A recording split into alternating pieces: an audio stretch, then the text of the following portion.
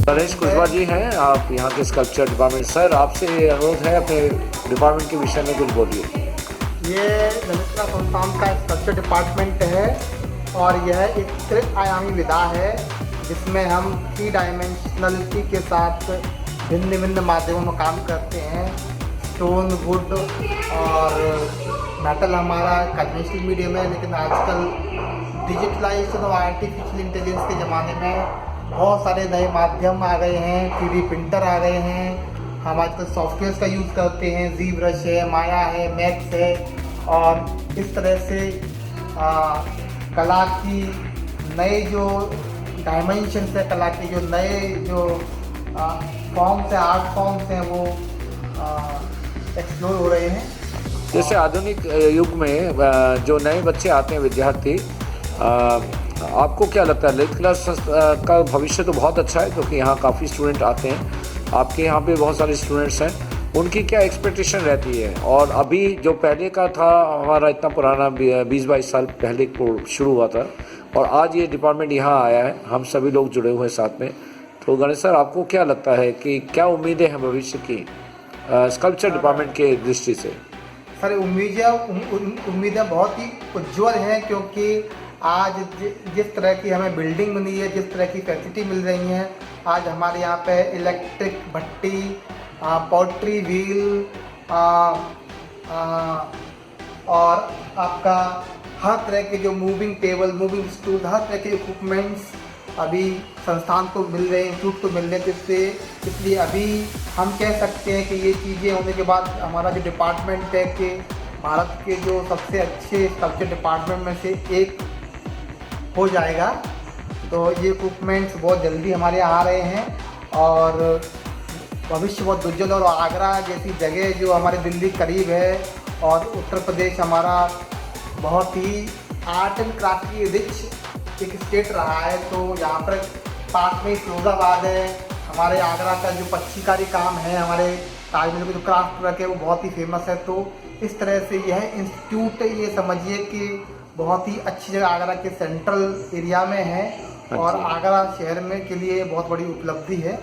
तो गणेश सर, आपसे एक चीज़ और पूछना चाहिए। आजकल पेरेंट्स भी ये चाहते हैं कि हम बच्चों को जिस कोर्स में ले रहे हैं उसमें करियर अपॉर्चुनिटीज़ क्या है, ये बच्चों के दिमाग में भी रहता है। और विशेषकर वो स्टूडेंट्स आपसे पूछते होंगे और हमसे भी पूछते हैं, तो उस समय आप उनको क्या बताते हैं? मतलब कि सर, आपने बहुत अच्छा मुद्दे पे आपने सवाल किया, क्योंकि ये बहुत ही महत्वपूर्ण, क्योंकि केवल स्कल्पचर ही नहीं, केवल कला के बारे में भी लोगों की जो जानकारी अब तक लिमिटेड है।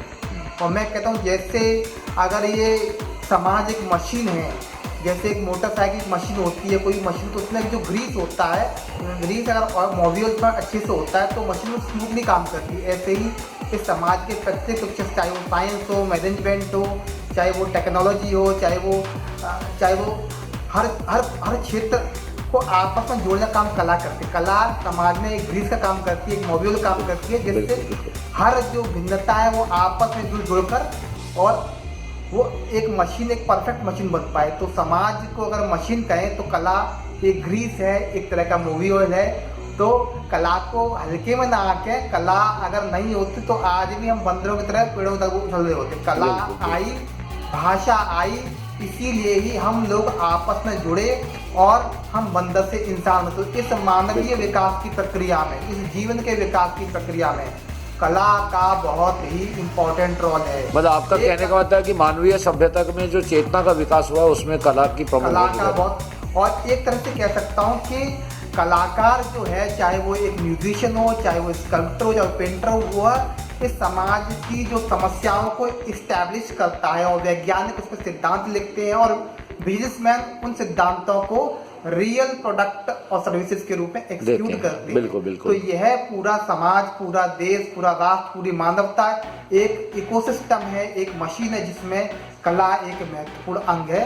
और अधिकतर लोग समझते कला का मतलब कुछ इंटरटेनमेंट करना, कुछ कला हिप्नोटा हमारे अंतर मन पे काम करती है। प्राइमरी लैंग्वेज, यूनिवर्सल लैंग्वेज है जो हमको एक दूसरे से जोड़ती है और हमारे जो विकास के लिए इतिहास गवाह है कि जिस भी संस्कृति ने अगर उन्नति की है तो वहाँ की कला और संस्कृति बिल्कुल। कला, उसकी कलाओं ने कलाएं उसकी गवाह हैं। जहाँ पर भी आदमी रोजी रोटी जो ऊपर उठता है, बिल्कुल जहाँ पर भी economy substantial economy surplus economy होती है, तो वहाँ पर कलाओं का विकास होता है, कला विज्ञान धर्म का विकास होता है।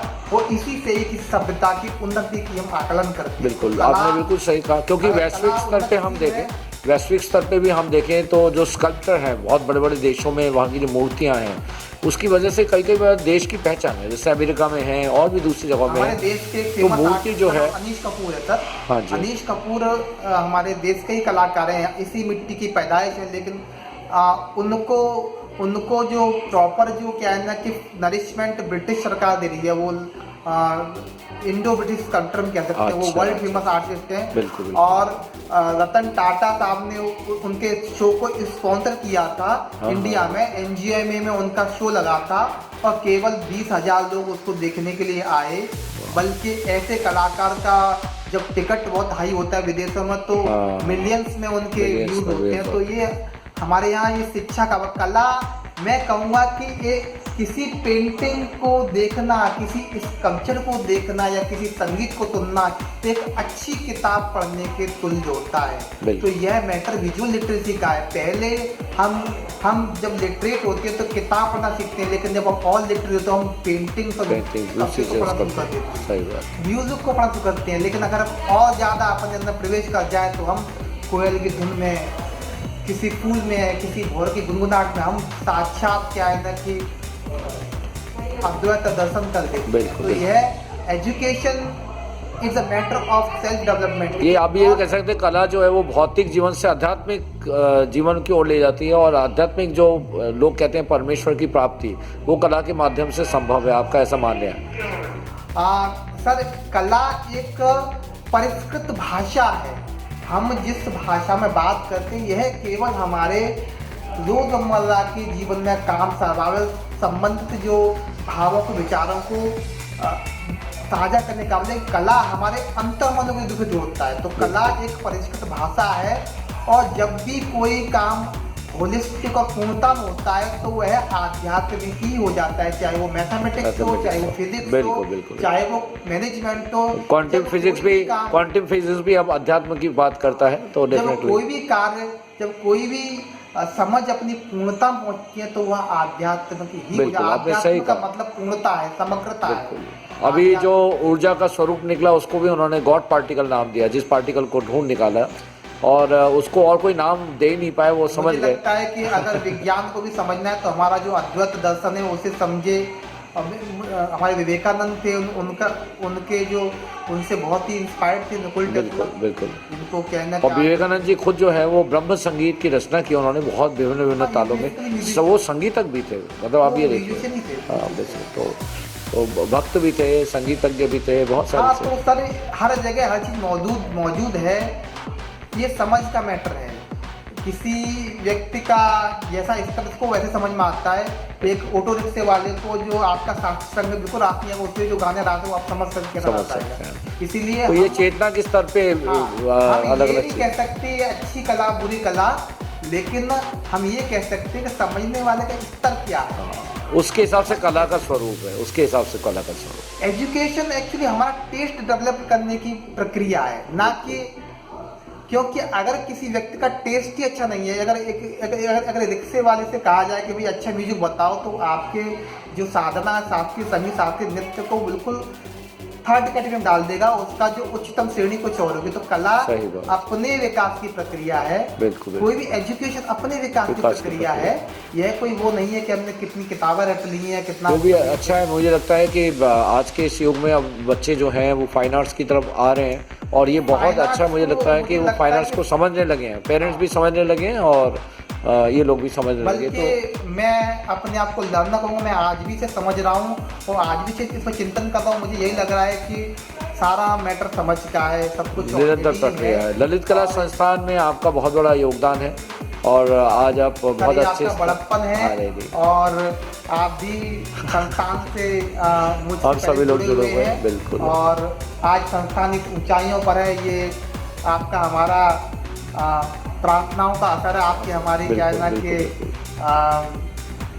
पुरानी विशेष का असर है। और मैं उम्मीद करता और मुझे हूँ कि लगता है बहुत जल्दी कि ही- मुझे लगता है कि बच्चों को भी समझने की ज़रूरत है और पेरेंट्स को भी समझने की ज़रूरत है कि फाइन आर्ट्स में बहुत अच्छा भविष्य है, बहुत अच्छा करियर है और वो मुझे लगता करियर है केवल कि- इंजीनियरिंग और मेडिकल में ना ढूंढे, मैनेजमेंट में ना ढूंढे, फाइन आर्ट्स की तरफ भी आएंगे तो डेफिनेटली उनको बहुत फ़ायदा होगा। आपका क्या कहना मुझे है? लगता है कि फाइनेंशियल इश्यूज हैं, ये विषय वाद्य नहीं है। ये फाइनेंशियल एजुकेशन एक विषय है जिसको जो फाइनेंशियल लिटरेट है, बिल्कुल। जिसका फाइनेंशियल आईक्यू अच्छा है, वो चाय बेच के भी मल्टी नेशनल कंपनी खड़ा कर सकता है। बिल्कुल बिल्कुल। और जिसका फाइनेंशियल एजुकेशन नहीं है, जिसकी फाइनेंशियल आईक्यू नहीं है, वो डॉक्टर बन के भी वो एक टिट्टू मिट्टू डॉक्टर बन के रहेगा। बिल्कुल बिल्कुल। एमबीए करके भी वो ज़्यादा कुछ नहीं कर बिल्कुल, पाएगा। बिल्कुल। तो कला में स्कोप नहीं है, ये मैटर फाइनेंशियल लिटरेसी का है। हम ये नहीं, आज के ज़माने में, आज डिजिटल टेक्नोलॉजी के ज़माने में हम ये नहीं कह सकते कि इस विषय में स्कोप है, इस स्कोप में नहीं है। यह अपनी अपनी समझ का मैटर है। बिल्कुल सही। और जिसको फाइनेंशियल एजुकेशन है, जिसको क्या है ना कि फाइनेंशियल इसकी आईक्यू अच्छी है, बिल्कुल बिल्कुल। वो कुछ भी करेगा तो वहाँ पर वो बड़ा करेगा। नहीं, बिल्कुल आपकी बात सही है क्योंकि बहुत सारे मूर्तिकार जो करोड़ों में कमा रहे हैं, बहुत सारे पेंटिंग्स करोड़ों में बिक रही हैं, बहुत सारे आज सिंगर जो हैं परफॉर्मर जो हैं वो एक एक नाइट के कई कई लाख रुपए लेते हैं। तो ये ऐसा नहीं है कि मुझे लगता है कि ये कला को समझने की ज़रूरत है कि उसमें पैसे की भी, यदि आप वो पैसे की दृष्टि से भी देखते हैं तो काम नाम दाम तीनों हैं इसमें। हाँ, ये एक्चुअली हमारी समझ है, बिजनेस की, एंटरप्रेन्योरशिप समझ है। बिल्कुल। क्योंकि वास्तव में बात क्या है कि